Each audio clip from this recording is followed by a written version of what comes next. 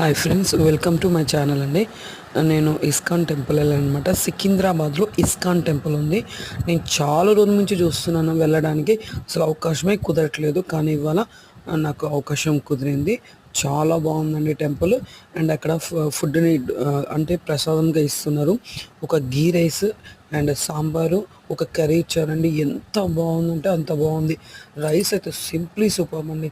ఎంత కమ్మటి స్మెల్ వస్తుందంటే, మనం లోపల దేవుణ్ణి దర్శనం చేసుకుని అక్కడ మనం మెడిటేషన్ చేస్తున్నా కానీ ఆ కమ్మటి స్మెల్ ఎంత బాగుందో, అక్కడ అంతటి కమ్మటి స్మెల్ వస్తుంది.